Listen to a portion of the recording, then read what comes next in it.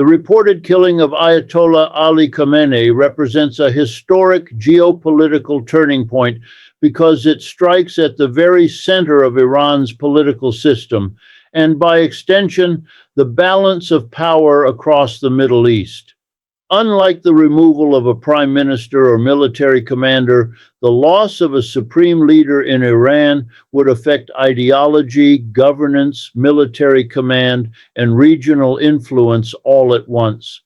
For decades, Iran's political structure has revolved around a single apex of authority that combined religious legitimacy with strategic control over the state, making any sudden disruption to that role a shock not only to Iran, but to the international system that has adapted itself around that reality. From a geopolitical perspective, such an event would immediately challenge the existing assumptions held by global powers.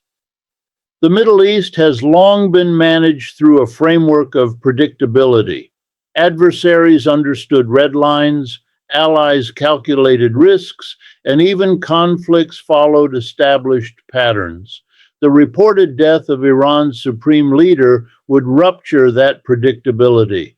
Governments, intelligence agencies, and financial markets would be forced to reassess their models overnight, because a system built around a single dominant authority cannot easily be recalibrated without uncertainty and instability.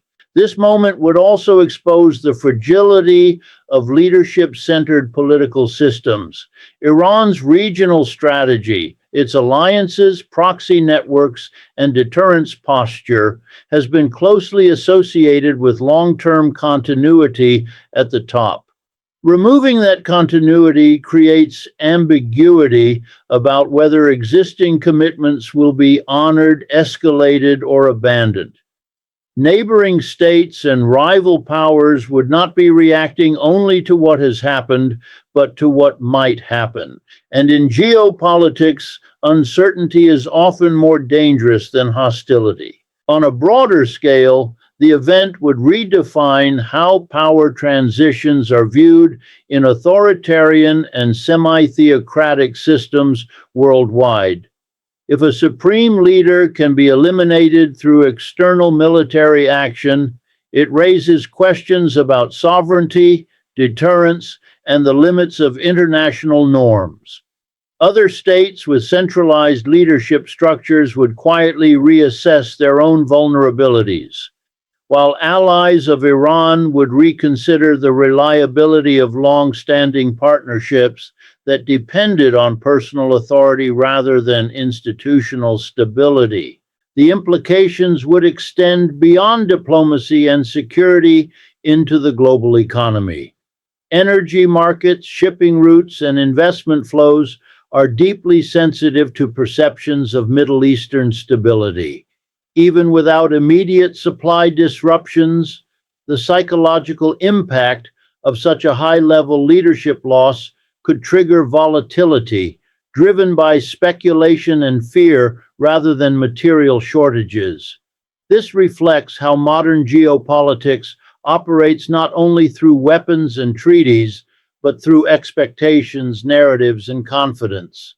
Most critically, this turning point would force the international community to confront a deeper question about the direction of global order, whether the world is moving toward a system governed by institutions and negotiated rules, or toward one shaped increasingly by force, targeted strikes, and short-term strategic calculations, with consequences that unfold unpredictably across regions and generations.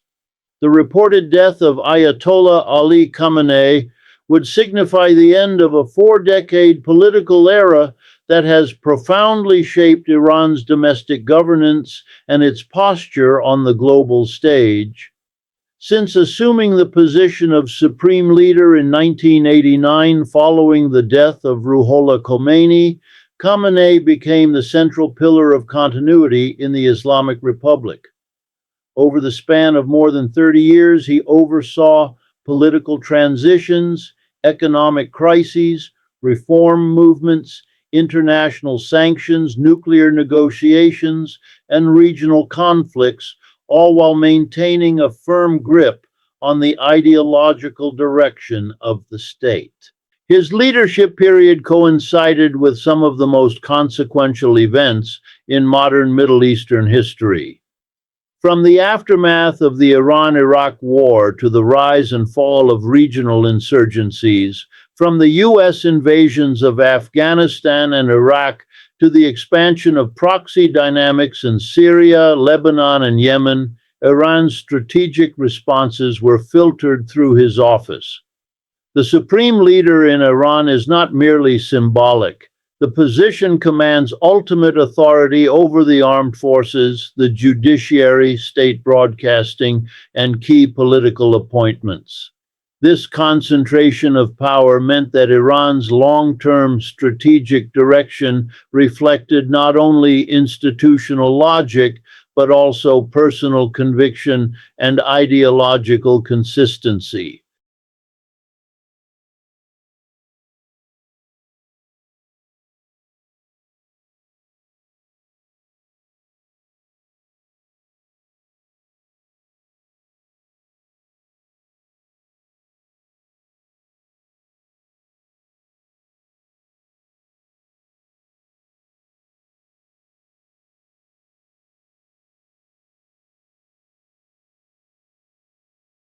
Internationally, his tenure shaped the contours of Iran's relations with global powers.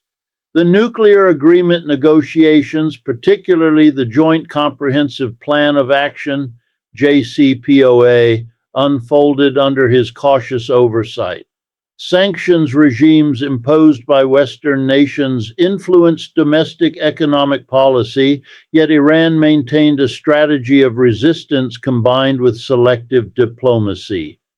The era also saw intensified rivalry with regional actors, especially with Israel and complex relations with the United States.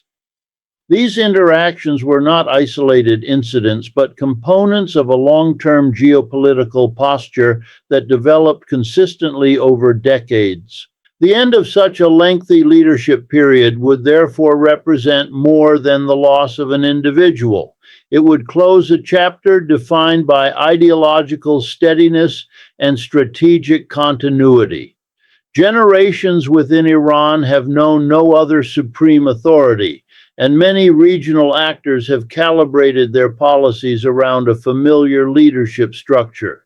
Diplomatic negotiations, deterrence calculations, and alliance strategies were built upon assumptions rooted in the predictability of his office. A transition after 4 decades would inevitably raise questions about whether future leadership would maintain the same ideological rigidity, adopt pragmatic flexibility, or encounter internal fragmentation.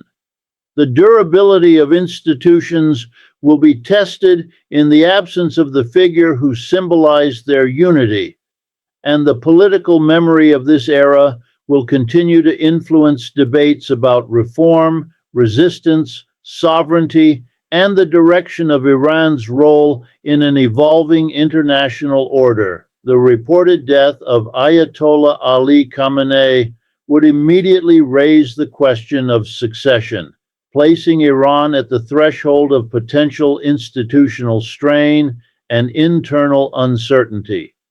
In political systems where authority is highly centralized, leadership transitions are rarely routine.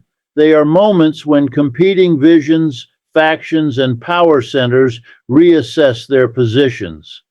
Iran's constitutional framework provides a formal mechanism for succession through the assembly of experts, yet the practical dynamics of power extend far beyond written procedures. The real test would not simply be who is appointed, but how smoothly the transition consolidates authority across political, military, and religious institutions. At the center of this uncertainty lies the balance between elected institutions and unelected bodies. Iran's political system blends Republican elements, such as presidential elections and parliamentary representation, with clerical oversight. In times of stability, this hybrid structure functions with defined boundaries. In times of crisis, however, these boundaries can blur. Competing factions within the clerical establishment, conservative blocs, reformist elements, and powerful security institutions could all attempt to shape the direction of succession. The degree to which these actors align or diverge would determine whether the transition produces unity or fragmentation. One institution that would inevitably play a decisive role is the Islamic Revolutionary Guard Corps. Over decades, the IRGC has evolved beyond a conventional military force into a multifaceted entity with economic, political, and regional influence. It commands significant resources, oversees strategic missile and security operations, and maintains close ties to Iran's regional network of allies. In a leadership vacuum, the IRGC's priority would likely be preserving state stability and deterrence posture, yet its growing influence also raises concerns about the militarization of political authority if civilian clerical consensus falters. A power vacuum does not necessarily mean chaos, but it introduces risk. Markets react to uncertainty, neighboring states heighten alert levels, and internal political actors test their leverage. If succession debates become prolonged or contentious, rival factions might mobilize public narratives to strengthen their legitimacy. Historical examples worldwide show that transitional moments often empower hardline voices who argue that security must take precedence over reform. Conversely, such moments can also energize reformist currents seeking recalibration of domestic and foreign policy priorities. The social dimension cannot be overlooked. A generation of Iranians has grown up under the same supreme leadership. Sudden change may trigger mixed reactions, mourning among loyal constituencies, cautious optimism among reform-minded groups, and anxiety among those concerned about instability. Public perception during the transition period would shape the legitimacy of the next leader and influence whether consolidation occurs peacefully or under visible strain. Externally, adversaries and allies alike would scrutinize signs of division. Any perception of weakness could embolden external pressure, while internal cohesion could reinforce deterrence. The delicate interplay between constitutional procedure, institutional power, and factional negotiation would determine whether Iran emerges from such a transition with reinforced unity or enters a period of recalibration marked by strategic ambiguity and shifting internal balances of authority. The reported killing of Ayatollah Ali Khamenei would intensify one of the most critical debates in modern international relations. Whether decisive military action strengthens deterrence or fuels a cycle of escalation that becomes increasingly difficult to control. Proponents of such a strike would argue that removing a central strategic authority disrupts hostile coordination, weakens adversarial networks, and sends a powerful signal about resolve. In this view, deterrence is reinforced when red lines are enforced with unmistakable clarity, demonstrating that threats carry tangible consequences. Yet history repeatedly shows that deterrence and escalation are separated by a narrow and unpredictable line. When a high-ranking leader is eliminated, the targeted state often faces immense domestic pressure to respond. Political legitimacy, especially in highly centralized systems, can hinge on projecting strength in the face of external aggression. Even if strategic planners prefer restraint, public expectations and internal factional dynamics may push leadership toward retaliation to preserve credibility. This dynamic transforms a single military action into a catalyst for broader confrontation. In the Middle Eastern context, where rivalries are layered and alliances are complex, escalation rarely unfolds in a direct, symmetrical manner. States may avoid immediate conventional warfare, yet respond through asymmetric measures, proxy engagements, cyber operations, or strategic disruptions in contested zones. The rivalry between Iran and Israel has historically operated within this shadow framework, where actions and counteractions occur below the threshold of declared war. A high-profile strike of this magnitude would test whether that shadow equilibrium can survive or whether it collapses into open conflict. Another factor complicating the deterrence argument is the role of external powers. The involvement or perceived backing of the United States would expand the geopolitical stakes significantly. Regional actors might interpret the event not merely as a bilateral confrontation, but as part of a broader strategic alignment. This perception could reshape alliances, encourage strategic hedging by neighboring states, and draw additional powers into a volatile security environment. Escalation is rarely confined to two actors when broader geopolitical interests are intertwined. Economic repercussions also influence the deterrence versus escalation calculus. Markets respond rapidly to instability, and even limited retaliation can disrupt shipping lanes, energy infrastructure, or trade corridors. Such disruptions amplify global consequences and increase pressure on governments to either de-escalate swiftly or double down to avoid appearing vulnerable. The interdependence of modern economies means that localized military decisions carry worldwide ripple effects, complicating strategic calculations. Ultimately, the debate centers on whether force creates stability through fear or undermines it by provoking unpredictable responses. Supporters of decisive strikes view them as preventative measures designed to reduce long-term threats. Critics warn that targeted eliminations risk normalizing high-level assassinations as tools of statecraft, thereby eroding established norms and increasing global volatility.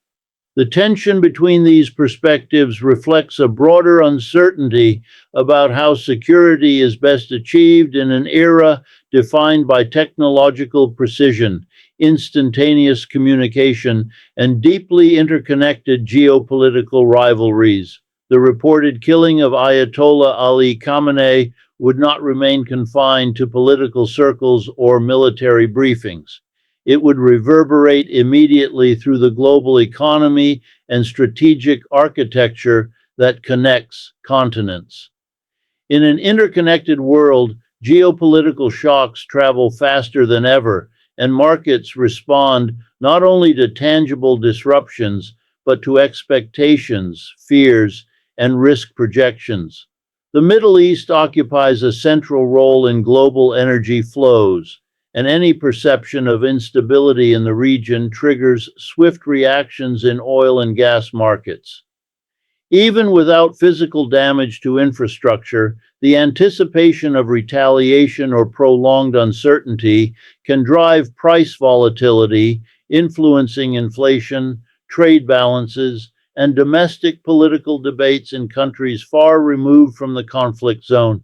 Energy importing nations would face immediate pressure to secure alternative supply arrangements or release strategic reserves, while exporting states might benefit temporarily from price surges.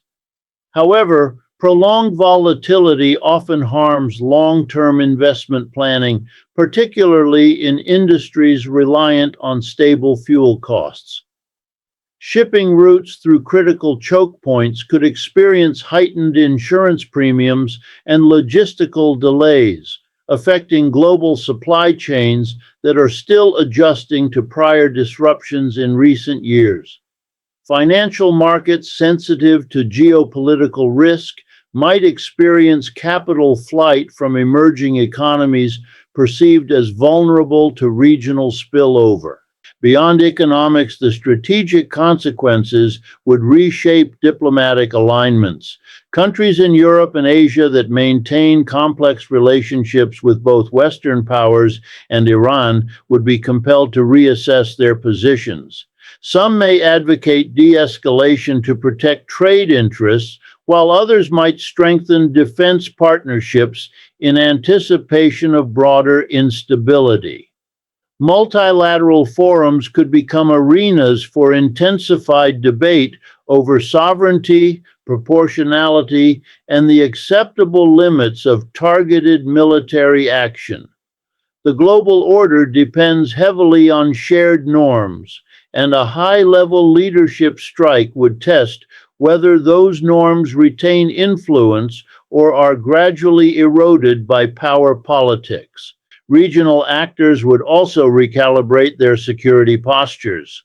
Gulf states might heighten defensive readiness, while neighboring countries with internal political sensitivities could fear domestic unrest influenced by regional developments. The balance between deterrence and reassurance becomes delicate in such moments, as governments attempt to signal strength without inviting escalation. Military deployments, joint exercises, and intelligence coordination could increase, creating an atmosphere of alertness that amplifies the perception of fragility across the region. Major powers such as the United States, Russia, and China would interpret the event through the lens of their strategic interests.